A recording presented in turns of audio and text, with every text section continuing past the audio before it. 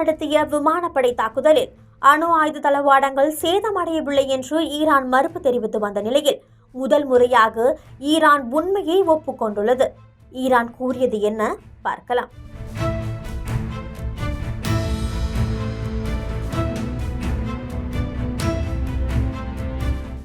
அணு ஆயுதம் தயாரிப்பில் ஈரான் ஈடுபடுவதாக கூறி கடந்த 13ஆம் தேதி ஈரான் மீது இஸ்ரேல் விமானப்படை தாக்குதல் நடத்தியது.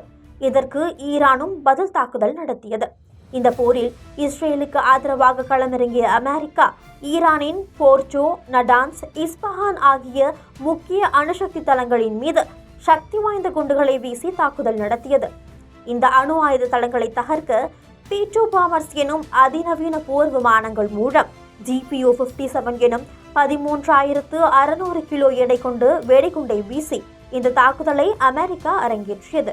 இந்த தாக்குதலில் ஈரானின் அணு ஆயுத தளங்களை முழுவதுமாக அழித்துவிட்டோம் என்றும் அணு ஆயுத தயாரிப்பில் ஈரான் இனி ஈடுபடாது எனவும் அமெரிக்க அதிபர் தனது சமூக வலைதள பக்கத்தில் அதிகாரப்பூர்வமாக அறிவித்திருந்தார்.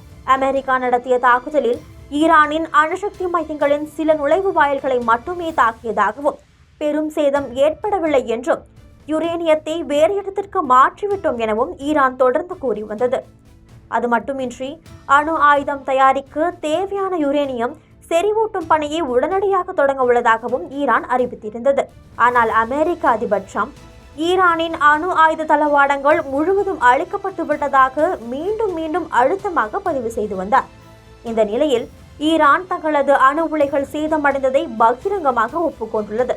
இது குறித்து பேசிய அந்நாட்டு வெளியுறவுத்துறை செய்தி தொடர்பாளர் இஸ்மாயில் பாகாய், அமெரிக்கா நடத்திய தாக்குதலில் அணு உலைகள் சேதமடைந்தது உண்மைதான் என ஓபனாக கூறியுள்ளார். ஆனால் எவ்வளவு சேதம் ஏற்பட்டுள்ளது என்பதை கூற அவர் மறுத்திருக்கிறார். இந்த விவகாரம் குறித்து பேசிய ஈரானின் வெளியுறவுத்துறையின் துணை அமைச்சர் ஷயீத் கதீப்சாதே, ஈரானின் அணுசக்தி நிலையங்களுக்கு ஏற்பட்ட சேதங்களுக்கு அமெரிக்கா இழப்பீடு வழங்க வேண்டும், இல்லையென்றால் ஐநாவில் புகார் அளிப்போம் என கூறியுள்ளார் என்பதும் குறிப்பிடத்தக்கது.